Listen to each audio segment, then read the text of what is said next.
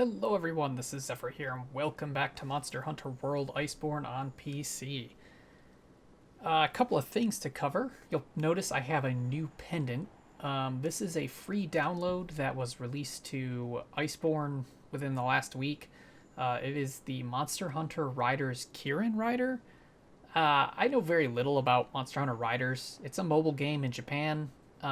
It's not available on the Play Store in the US, and so I'm sure there's ways to download the game and play it on a phone in countries outside of Japan, but I'm not going to do that myself.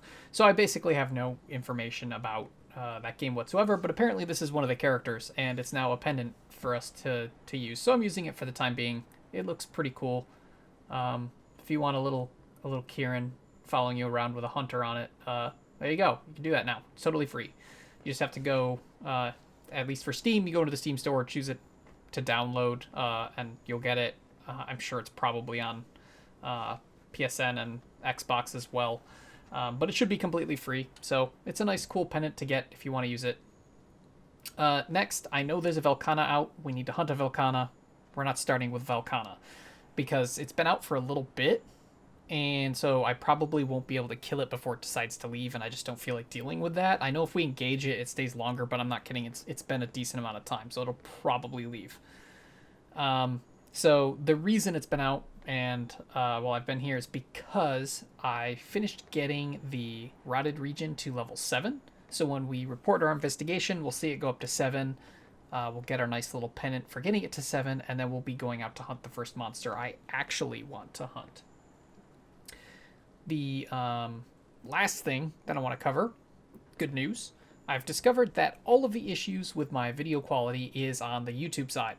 The videos look great on my local PC, but when they get uploaded to YouTube, they get further compressed, and YouTube allows a much lower bitrate than what I record at.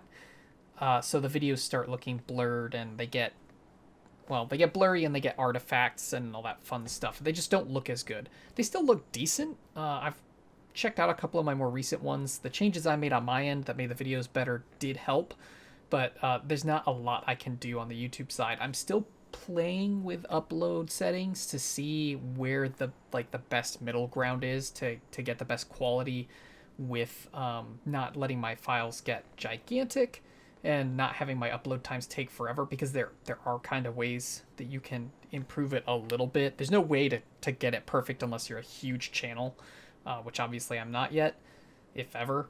But there's not a ton you can do, but there are a few things you can do. One of the big things is record at the highest bitrate you can, or at least I'm using CRF, not CBR.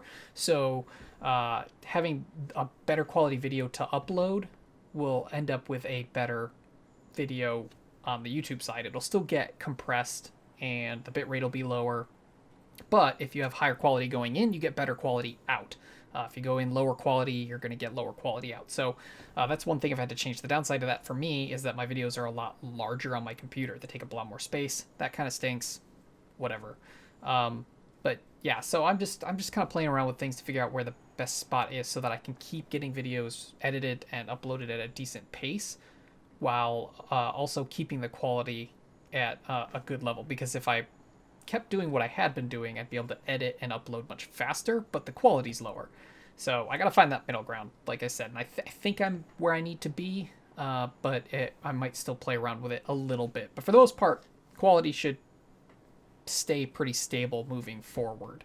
I also lowered the volume that I'm recording the games at. I can always increase the volume in editing if it's too quiet, but the reason I did that is so that when I stream, the game's not obscenely loud compared to my voice, because as I've been editing videos, I've been having to lower the volume of the game so that my voice comes through clear. So I just on the back end already edited it so that or I changed the settings so that it records the volume at a lower amount.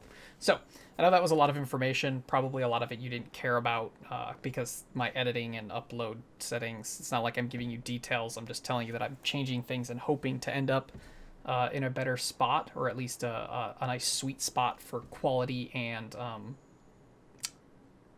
what's the word I'm trying to think of? whatever, quality and just kind of,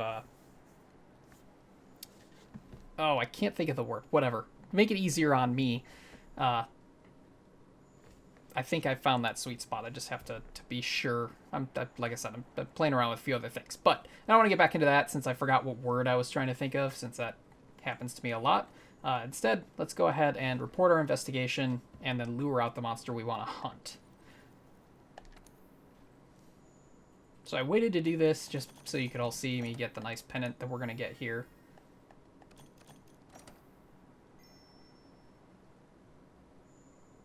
Because if you remember, we never actually got the Rotted Region to max before. It didn't give me my pennant. Did I get Rotted Region to max before? Do I have to leave to get it? Huh. Alright, hang on. This isn't how I want to do things, but we're gonna return from expedition real quick. Maybe I get it when I leave. I don't remember for sure. I swear I never got Rotted Region to 7. I thought I only got it to 6 before. I guess I'm wrong. What? When did I get it to 7? Oh, you know what? I must have had to have gotten it to 7 because we fought Tempered Valhazak, which requires 7. Oh, I feel dumb. All this time I was like, I'm not going to change things, or I'm going to wait because I didn't want to, no, that's not it. It's the stars, right? Where are they? I didn't want to miss showing off the pennant, but I think we already got it, apparently. I just forgot.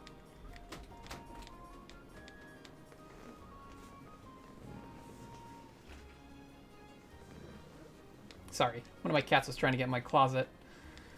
I had to stop that. Where are they? Oh my goodness, I have so many pendants. I don't even remember getting that. Alright, one moment.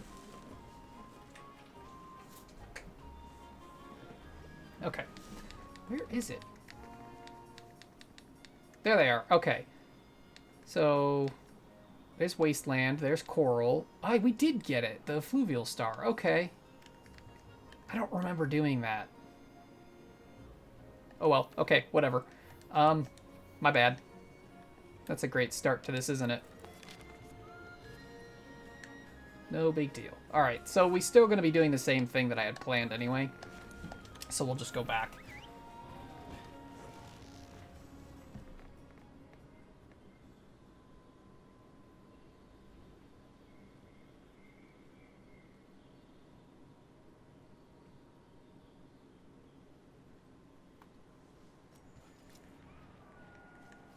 Okay. Alright, so we're still doing the same thing. Which, the first thing we're going to hunt is a Brute Tigrex. So it should be tempered because we got to 7 in the Rotted Region. I must have gotten it to 7 before and just never fought the tempered Brute Tigrex. But yeah, so we need to do that. The rest of the monsters that we'll be hunting today will be monsters that affect all regions. So while I'm thinking about it, I'm going to go ahead and fix the region levels so that we don't have to worry about it after. Because I don't want to mess with the region levels right now. I'm good with where it's at. And then, why do they always have to be on the stuff I don't want?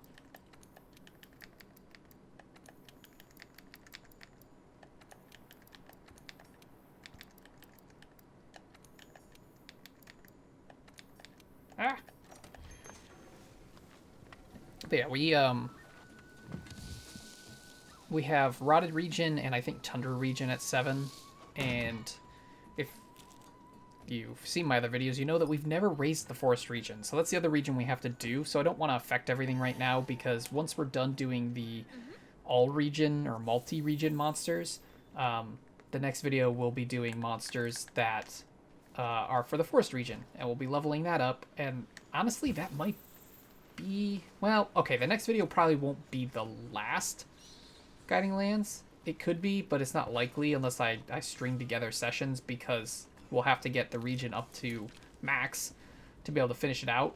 but we should be only have this one and maybe 2 more max before we're done with Guiding Lands completely. Well, I shouldn't say completely. There's one other thing to do in the Guiding Lands, but I mean hunting monsters. The other thing in the Guiding Lands is some endemic life stuff. Alright, so Brute Tigrex. So, the funny thing, I had a lot of trouble with Brute Tigrex. Are you kidding me? The Gyros are more of a problem than the Brute Tigrex. Anyway, I had a lot of problems with the Brute Tigrex while using the Gun Lance in that training quest, but with Longsword, Brute Tigrex is actually not too bad because you can Foresight Slash a lot of its hits. And so it gets you a lot of actual, like, good movements. So its Roar can completely Foresight it.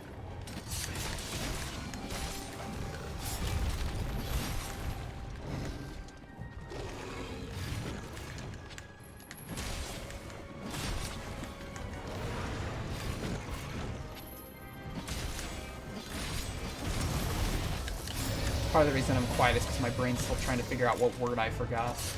It's just stupid, I know.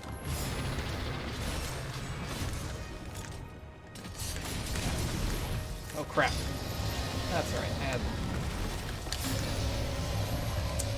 Too far back. Still, foresighting it means no damage.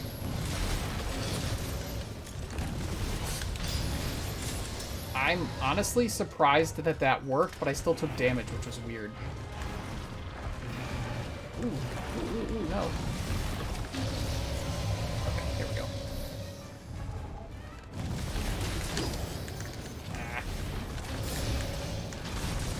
You do have to be quick on the foresight, though, to get them all. But it honestly, Longsword works really well on this. Convenience, maybe? Maybe that's the word I was thinking of. The middle ground of quality and convenience. Because it is convenience for me. I don't want videos that are like 25 gigabytes in size. It takes forever to upload. Not to mention, it takes forever for YouTube to actually finish processing the video when they're that large. But if that's what I gotta do, that's what I gotta do. Figure out a way to deal with it. I don't know that convenience is the word I was trying to think of, but it's whatever. It's what I'm gonna go with for now, because I don't want to keep thinking about it.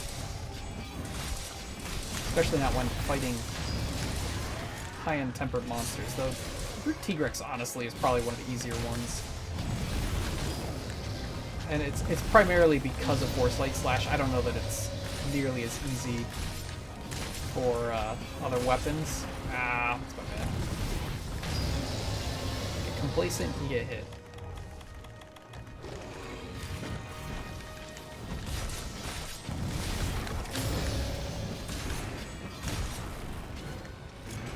Out of rage.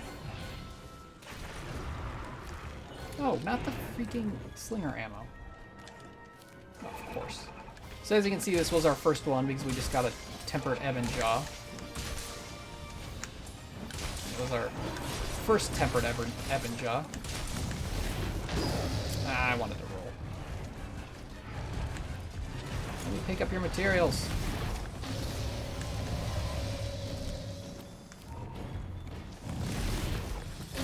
Ow. So honestly, still the one thing I really don't like about the Guiding Lands is the need to pick up shinies. But picking them up generally puts you in a really bad position. I have no idea if it'll hit the wall. I don't think it will. Oh, it did. Yay.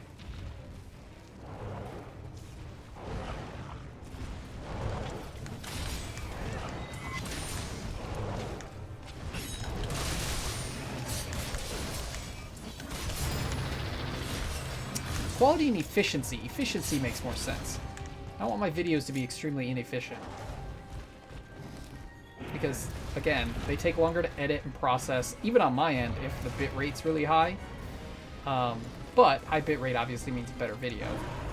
That's kind of what I'm having to do, is just make the videos as best I can on my end, and then when they get uploaded, they'll be better than if I made them lower bitrate. However, there is diminishing returns on that, and that's why I'm saying I have to find the middle ground. And I do apologize for ranting about it for so long, but as we all know, I get so bothered if I can't process everything properly. But yeah, I gotta find that sweet spot where I'm at, like, the best point. Like, if you're thinking Dark Souls, the soft cap for leveling a stat, I gotta find the spot where I get the best results for the time invested.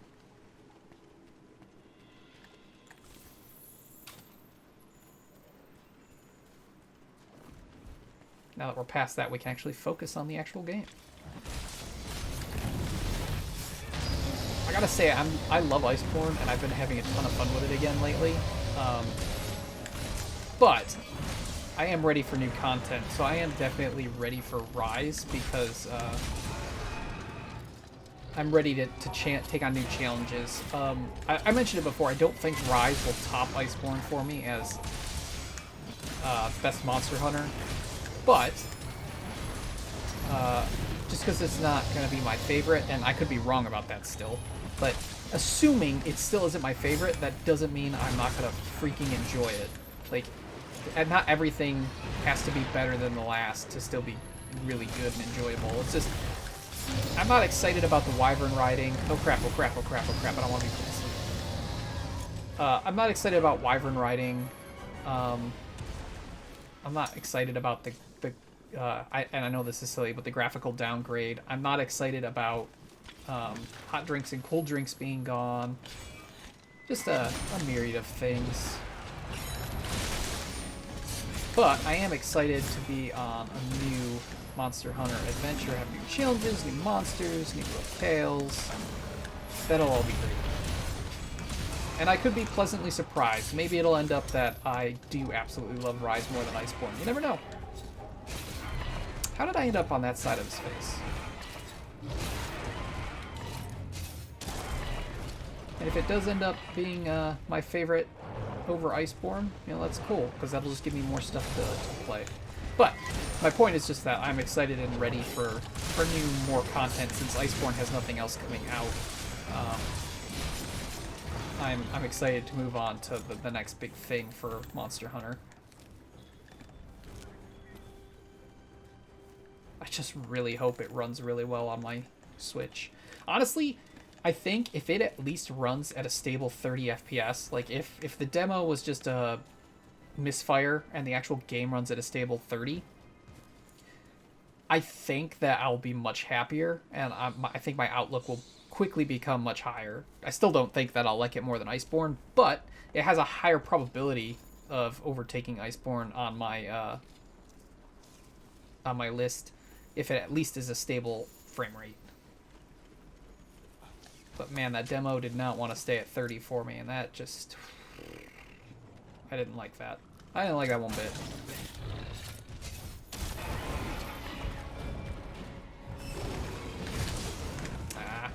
Foresight late. Only time will tell. But I am definitely excited and ready for it. It's still a month away though, which kind of stinks.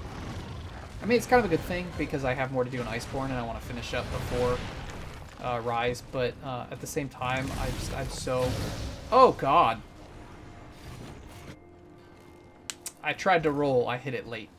That's what happens when you're talking.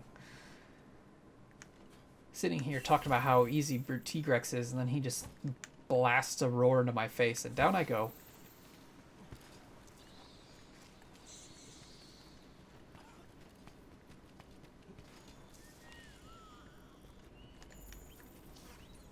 Really? There's no way we're getting them. I want to, but there's just no chance, because I noticed them too late again.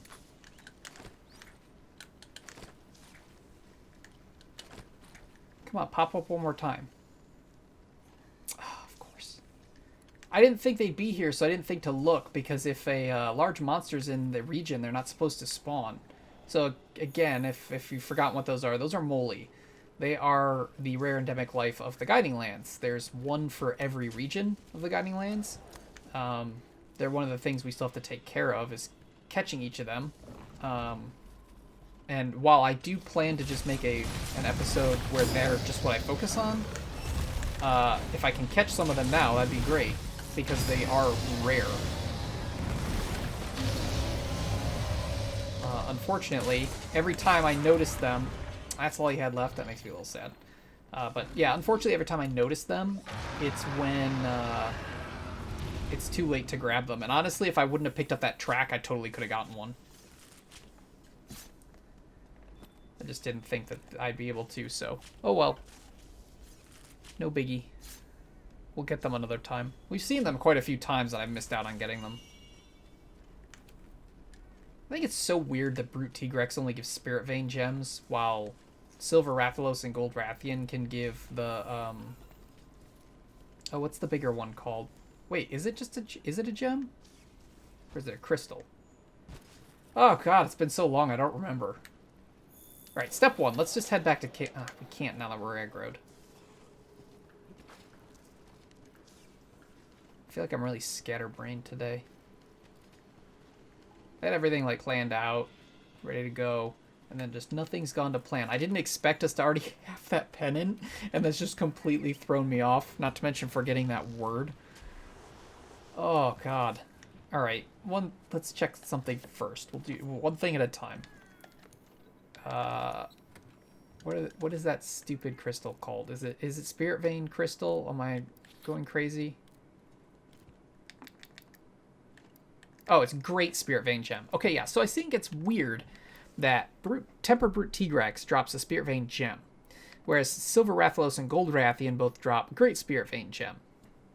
However, I believe, and I could be wrong about this, but I believe that Tempered Brute Tigrex was always in Iceborne, but the Tempered Silver Rathalos and Tempered Gold Rathian, I believe, had to be patched in.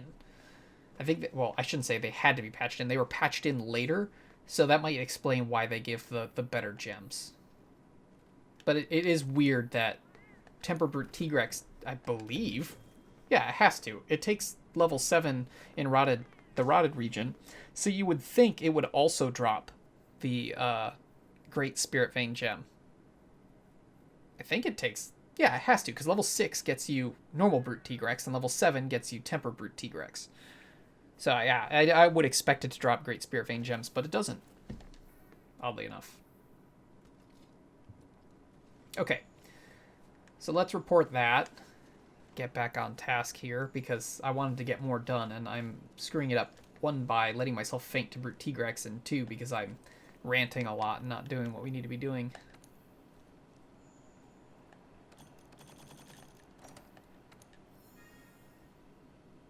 Hey, a Geology Plus. That used to be useful. Not so much anymore. I think I got a Charger Gem there too, which also used to be useful and not so much anymore. Alright, so next we're going to take on, I think, Velkhana. Just because I feel like it.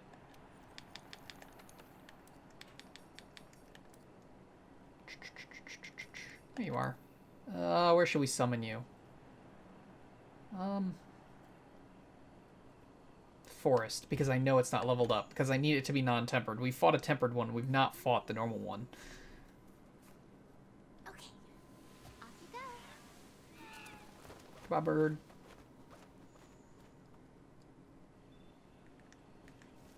Alright. So, I guess, actually, let's head over to this camp. Put us closer to the forest.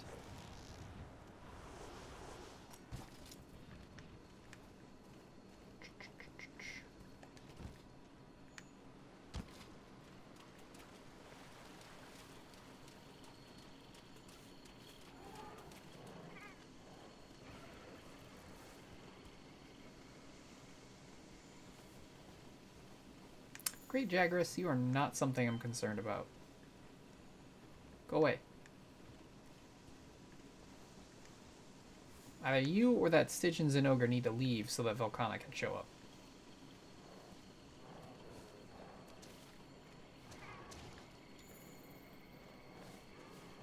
I'm trying to think if there was any other big Monster Hunter news that's that I can talk about.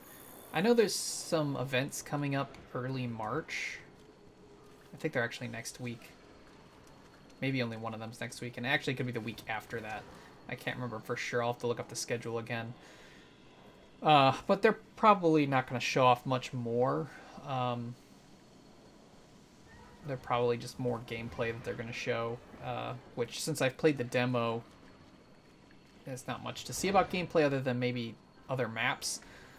We know that some of the maps from Monster Hunter Tri and Tri Ultimate are coming back. Where's my Velkhana?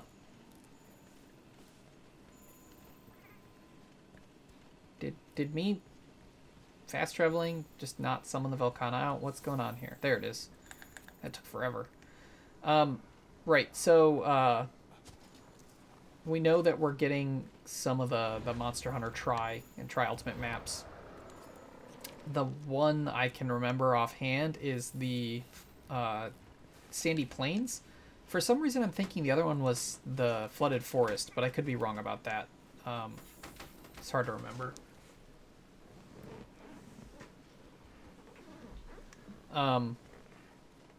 I didn't look too deep into that because I was trying not to spoil myself too much. While I usually watch a lot of the details, I don't want to get too spoiled.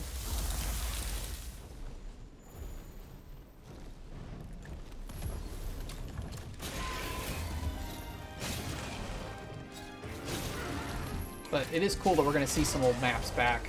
I'm kind of hoping that the Guild Hub is like one of the old online cities that we haven't seen in a while. Like, it'd be cool to see Mindguard or Locklack again. Because, like, 4 Ultimate brought back Dundorma. So it'd be cool to see some of the ones that, you know, are no longer available for people to see. I doubt that is what will happen, but it would be cool.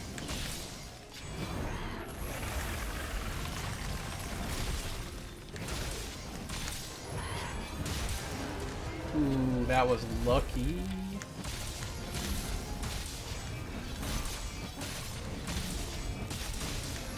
But other than that, I don't really have much to say. Like I said, I'm trying not to get too spoiled by stuff because I want it to be mostly blind. I've seen some of like the armor sets and the monsters and stuff, but like I think that's fine. I don't know much about them. I still know nothing about the Rampage.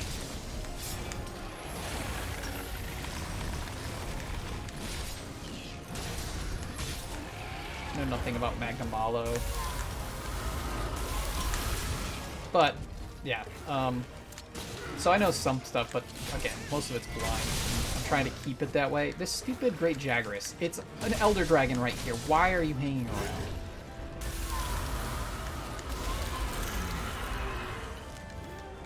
So I don't know if I can talk about much of that. And unfortunately, we've covered everything with Iceborne, so there's not a lot to say here other than, look, there's the monster we haven't fought in the Guiding Lands yet, but we've fought a million times outside of it.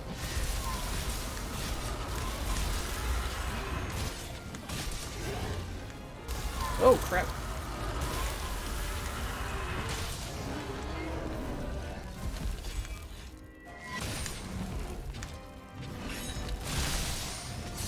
We finally did the arena, which was very cool. I do need to still go back and get some more Hunter King coins so I can make that cool layered armor. Just haven't taken the time to do it. Outside of the couple of recording sessions that I've done, I've not really played too much other than to get like the Rotted region up to max level. So I just haven't had time, but I'm hoping to get some more time. But I have some other games I've been playing.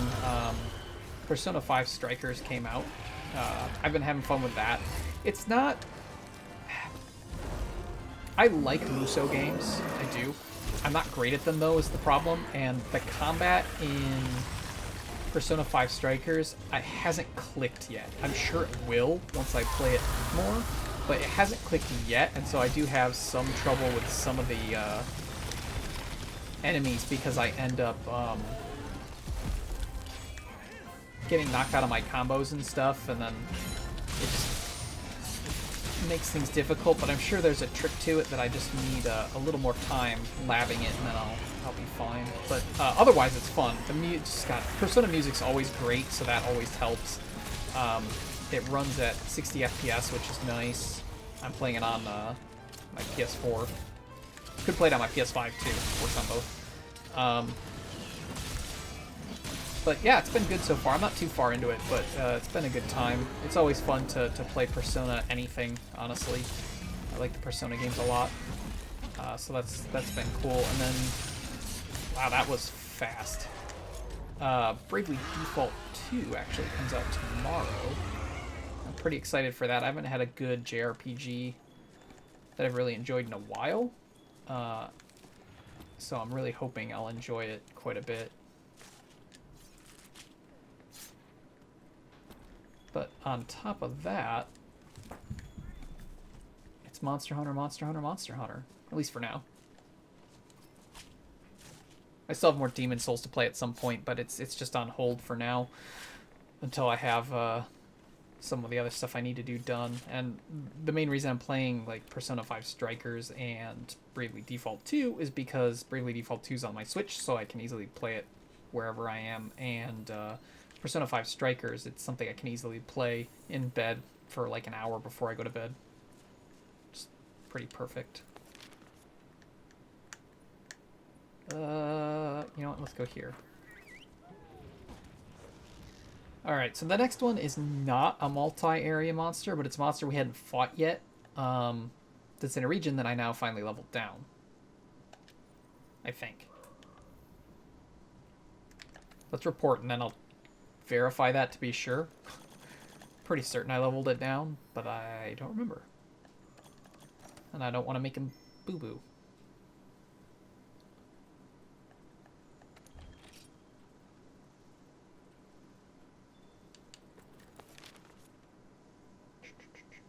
Yes, I did. Okay.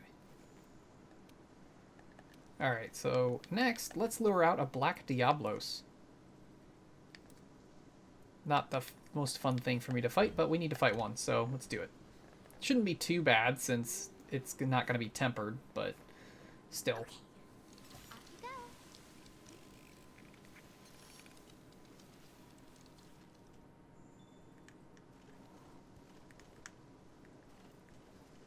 Great Jagras will leave the locale soon. That is fine. Yeah, sorry. Like I said, I think part of the reason that my talking has been kind of scattered is because I had such a rough start to this video and it completely threw me off. Though, aside from the few things I talked about at the start, I didn't really have a plan for what I was going to discuss. I usually play it by ear. And it usually works out pretty well. But for whatever reason, today, I am just kind of... I don't know. I don't have a lot that's just coming to mind.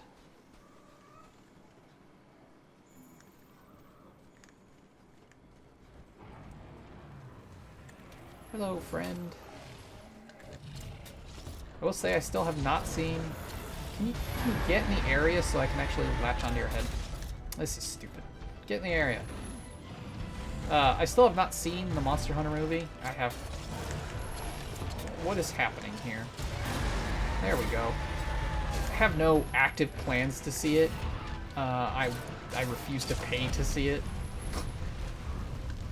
If it's ever on one of the streaming services that I already have a subscription to, I'll watch it, but I will not pay to see it because I know it's not good, and I know that it is not Monster Hunter, like, at all. So I just don't want to subject myself to just feeling horrible that they finally make... Like, this series is finally getting a lot of publicity, and a lot of people are liking it outside of Japan. You know, it's been huge in Japan for many years, but it has not been big outside of Japan, really. And now that it finally is, they decide to make a movie, and then they just butcher it. And I don't know. I just refuse to subject myself to that because I don't want to ever think of anything in Monster Hunter as bad. I've been loving Monster Hunter since its inception. And I've already, you know, there's things I've had to miss out on because it was Japan only, like Monster Hunter DOS and Monster Hunter G. I played Portable 3rd because I imported it, but when Monster Hunter DOS and Monster Hunter G were out, there was no way I was going to be importing it. I don't think there was region locking on the PlayStation 2, but still, like, I wasn't going to be importing it. I didn't even personally get to experience the online for Monster Hunter because my parents did not have broadband, and while I could play some online games with their internet, it was always a struggle, and anything that would be like team-based with heavy action like Monster Hunter, which would have been impossible. So I never got to enjoy the online, which means I never got to enjoy Mindguard, which is part of the reason why I want Mindguard City to be in another Monster Hunter game at some point. Just because I know it was nothing like super fantastic or special, it was like a desert town and all that, but even still, I want to be able to experience as much as I can because I love this series so much. However, thinking back to the first Monster Hunter, that game was rough. Not to mention those stupid analog stick controls. Holy crap. It made sense to have to use the claw on the PSP since it only has, you know, one analog stick. So, of course, you'd have to do the claw to use the D-pad. But when you have two analog sticks, there's never a reason to map the camera to the D-pad. And I'm sure it was partially they were like, oh, we need to try different things, be innovative. That was not the way to innovate. The game was still fantastic, but man, that was a struggle.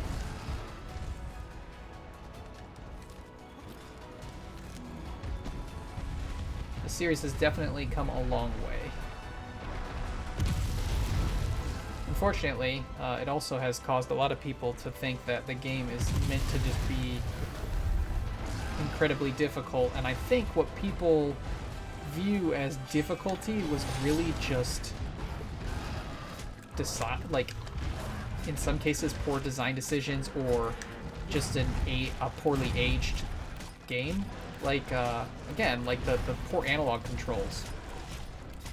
That made the game difficult when it didn't need to be. But I think some people seem to think that Iceborne's easier because they made it easier, and I don't think that's the case. I think that the fact that the series has smoothed out as our hardware capabilities have improved and they've improved the systems and everything, I think that is why the game seems easier, is because it's less jank. And I mean, I know people argue the ends of the earth with me on that, but I honestly think that's the case. And yes, there is also the fact that there's now single-player scaling on multiplayer. Well, I shouldn't say multiplayer. There's single-player scaling on all quests. So for those who maybe started with World, in older Monster Hunter games, you had Village and then Gathering Hall. Village quests were solo, no matter what. There was no multiplayer for it whatsoever. And so everything was scaled for a single hunter. And then the Guild Hall was the multiplayer area. You could still solo it, but it was always scaled to multiplayer, similar to how Behemoth is scaled always to multiplayer. And that meant that no matter if you were playing solo, and you were doing guild quests, it was always like you were hunting a monster with insane health and stuff like that. But World changed that, where now all quests can be single-player scaled. Even more now, because even Safi Jiva is single-player scaled, though I think Behemoth is still always multiplayer. And,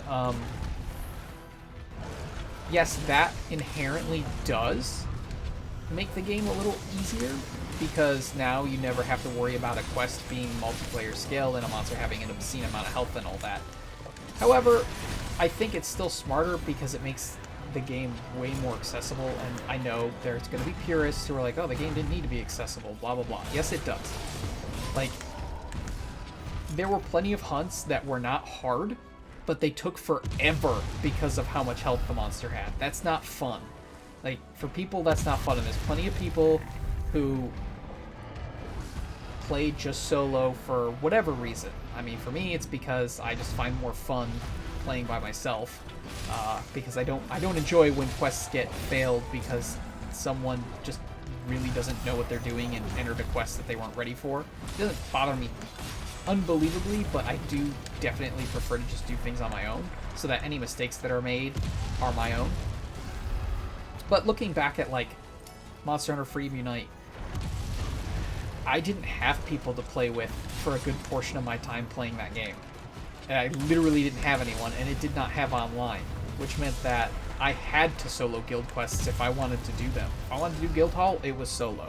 And I did it, but there were plenty of hunts that I was just like, it's dumb how long this takes, because everything is scaled to multiplayer. So I do think it was the right choice to start making quests scaled to the number of hunters. I think it absolutely was a good idea.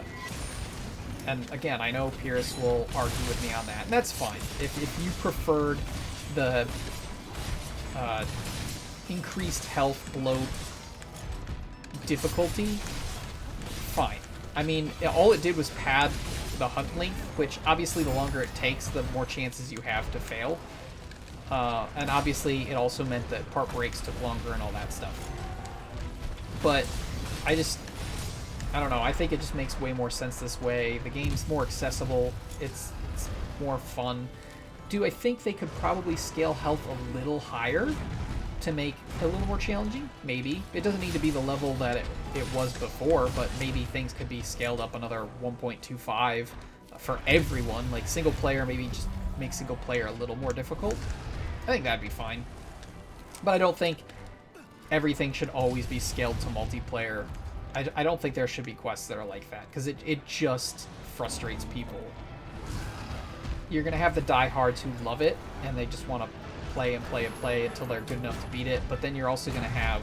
It's going to turn a lot of people away, and I think it did turn a lot of people away before, especially in the West, where mobile gaming isn't as big. Like, in Japan, you can find lots of people that are playing when you're, like, on the train or just traveling, whereas in, at least where I am, you're not going to just find people. Even when I was playing Free Unite in college, I wasn't running into people that were playing it, so I didn't have people to play with. It wasn't something that just happened. So, locking me into being forced into multiplayer level difficulty, at the time I just kind of dealt with it and it was fine, and I liked it, but now that I've seen what they can do, that they can, they're willing to scale it down, I just think it's the smart move, and it's better that way. You can hate me all you want. It's fine. That's just my view, is that it's better this way. But that is the one thing I will concede does mean the game is easier. And but I think that's the only thing that is legitimately making the game easier. I don't think the quality of life, for the most part, makes the game easier. I'll argue that the mantles do. I myself, I've said before, like, I'll probably miss them when they're gone. Where is this last material? I'll probably miss them when they're gone, but I don't think they're needed. And I hate that you can't, like, toggle their design off. Where is it? Over here? It has to be, because when I wander over here is when it prompts. Where is it? I don't see it. I'm gonna be sad when it disappears on me, but I just don't see it. Oh, it's gone now, isn't it? Yeah, we missed it. Ah, well, whatever. Okay, let's go back to camp. But yeah, I'll probably miss them when they're gone, but I don't like that you can't toggle the design off. Like, I want to see my armor, not a mantle. And they are pretty powerful, so I don't think it'll be a bad thing for them to be gone. It was something for them to try. That's fine. Make do without them. And I do think it's better without them. But other than that, other than mantles and the scaling health for monsters, I don't think there's anything else any other quality of life that really made the game easier. I just think that the game as a whole flows better and just runs smoother, and so it makes it seem like it's easier, but it's not. It's just that the older games were more jank. And by jank, I just mean everything was stiffer. Like, you couldn't move as smoothly as we can now. The frame rate wasn't as high. You know, there were plenty of things. Again, all my opinion. I have no proof of any of this. It's just how I feel. I think people blow out of proportion a lot of things because, you know, I know a lot of people like Monster Hunter being on the portable systems. I've heard that as a major complaint for the longest time, that people just don't like World and Iceborne because it's not portable. I don't feel that way. I love it on a console. But, yeah, that's my opinion and my opinion only. You can take it how you want. You can feel how you want about it, and that's perfectly fine. Overall, it's a good game, and it's my favorite Monster Hunter, so. Alright, so I think we have time for one more. What do I want to fight? You know what? We'll end on a bomb.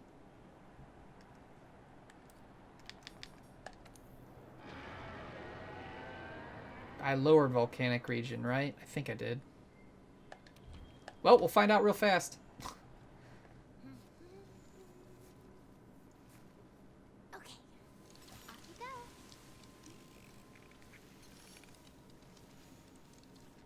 I shouldn't get upset when people say that, like, Iceborne's too easy and they made it easier and blah blah blah.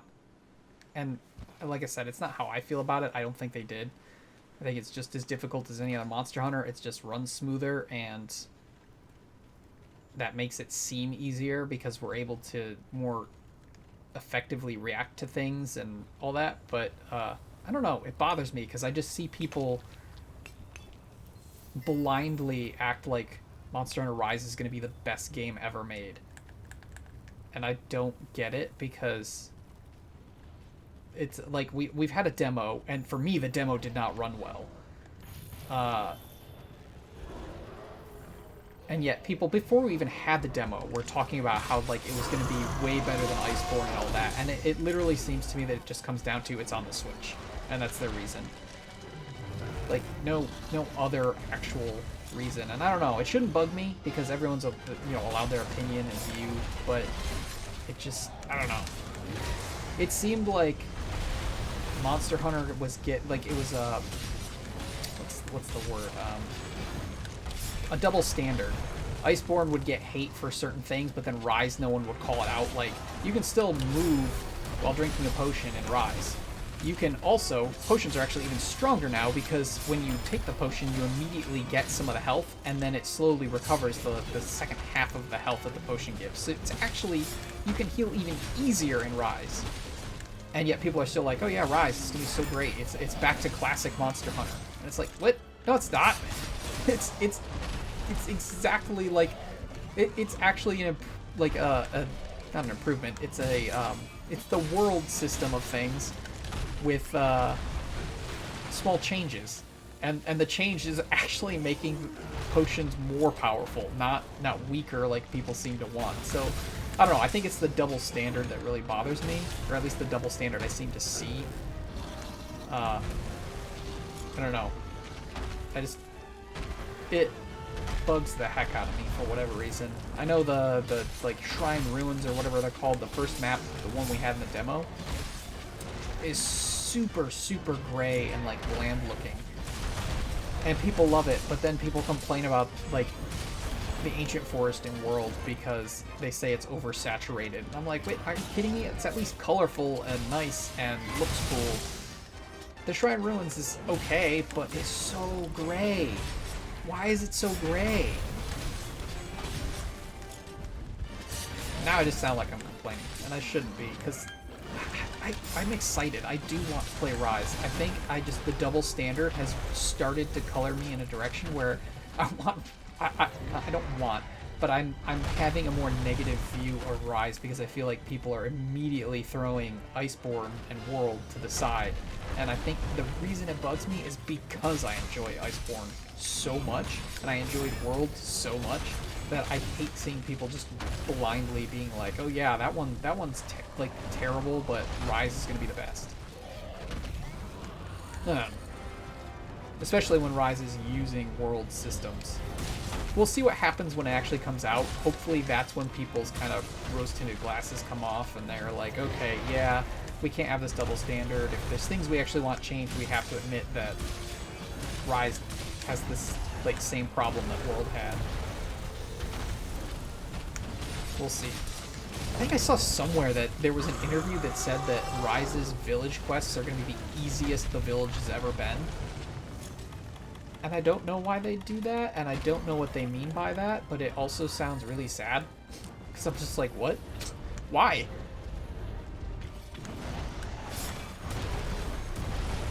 So. I love my little Kieran rider. I don't know why, but it's so cute. No more complaining. I gotta stop the complaining, because Rise isn't even out yet, so who knows how I'll feel about it. I know this is just my feelings before the game comes out, and I'm just kind of airing some grievances I've had while perusing Monster Hunter forums. I like Iceborne way too much for being able to see all the double standard that's going on, but I shouldn't let it affect my view of Rise, I shouldn't let it affect my view of Iceborne, and I shouldn't let it bleed into this stuff either. But what are these videos for other than airing my views and stuff? That's the whole point of commentating, isn't it?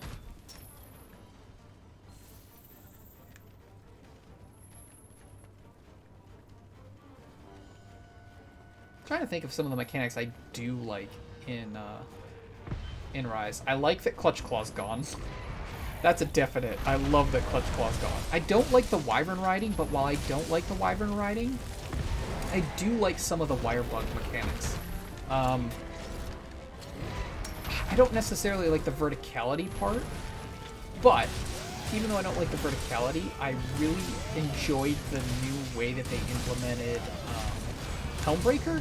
I don't know why, like, at first I really didn't like it, because I was having trouble with it, but as soon as I kind of figured out how it was working, it was actually pretty cool. Like, I like the idea that you jump forward instead of the small little stab that you do in Iceborne. Now you get this nice jump forward, and it can be used for a couple of different things. You can use it to actually evade stuff, because it gives you really good distance.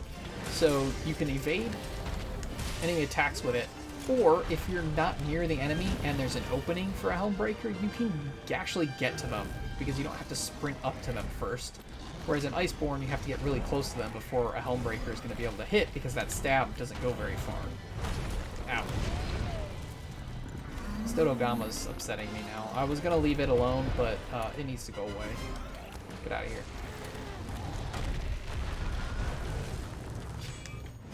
I don't like that Longsword has a second counter, because it's super powerful. And I'm talking about the Wirebug one. It's super powerful, but almost always, as soon as I set it up, the monster moves around to my side so that they won't hit it, and so that I just take damage. I probably will get better with it as I use it, but I don't think Longsword needed a counter outside of Foresight Slash. Foresight Slash is fine. However, Foresight Slash does seem to have a much more delayed proc window in Rise. It could have been the frame rate, but I don't think it was. I think it literally is the actual counter frames seem to be much later in the animation. And that was throwing me off. It's a thing that I'll just have to get used to, but it'll make it really hard to come back to Iceborne if I get used to Rise.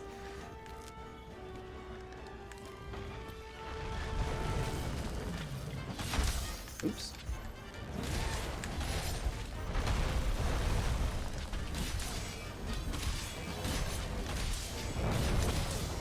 No, I want a Foresight. Well, what are some other things I like?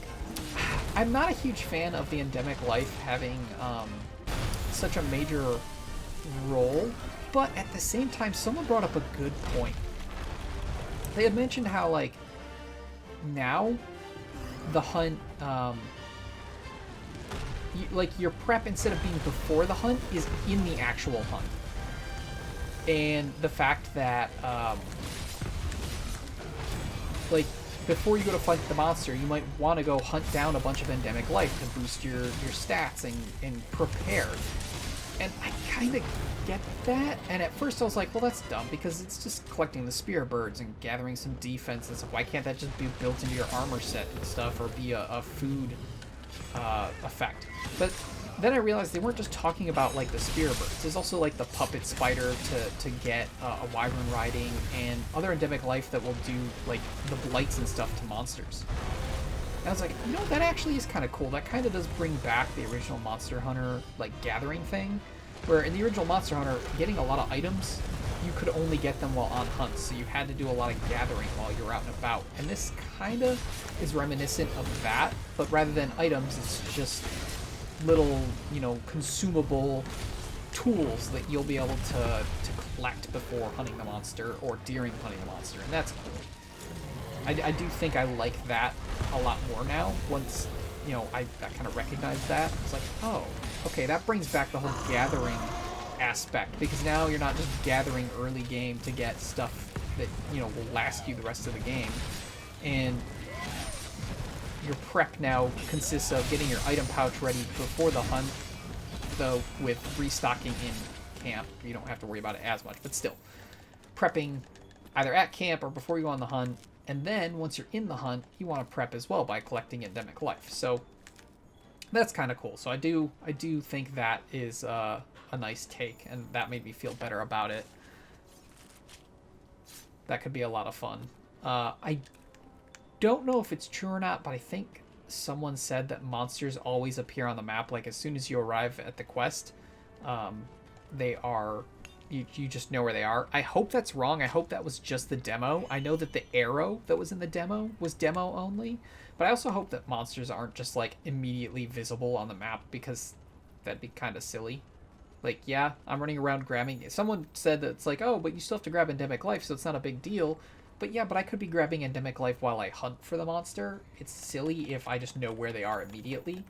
I know people didn't like the scout flies, but the scout flies aside, I like the idea that you gather tracks, and then that builds up over your entire, like, time playing the game. And once you've gathered, you know, a large number of tracks over a long period of time, you figure out where the monster is much faster, because you learn their, you know, migration habits and stuff like that. That was a cool concept. Even if you take the scout flies out of that, and it's just you collect tracks, and then after you've collected a certain number, you know where the monster is on the map, and then some of that experience carries over to future hunts, that would have been fine. I don't want to just know where they are. That just really closer and closer streamlines the game towards just boss fight the game. And there were a lot of things about Monster Hunter that were different than that. You weren't just going and fighting a boss over and over and over again.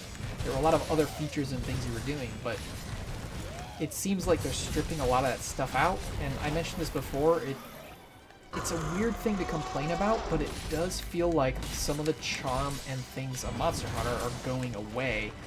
And at first, with Iceborne, I was like, okay, some of this is okay. But now I'm starting to think they're going a little too far. So, like, Iceborne, or even World, what did they pull away? Well, we no longer need to bring pickaxes and bug nets. Okay, that's fine. That kind of made sense. It was, you know, dumb that we constantly had our pickaxes and bug nets breaking and stuff. However, it would have been smarter if they still took up an item slot and you had just an infinite pickaxe and infinite bug net, but you still had to bring them with you. I think that would have been a better option, because again, that just freed up 2 item slots in our bag that we never had in a previous Monster Hunter that we now have. So you have less prep you have to worry about. And now it's turning into, okay, you don't even have to track the monster. You don't have to remember if it's a hot or a cold map. There's a lot of things that are just gone now. And I don't know.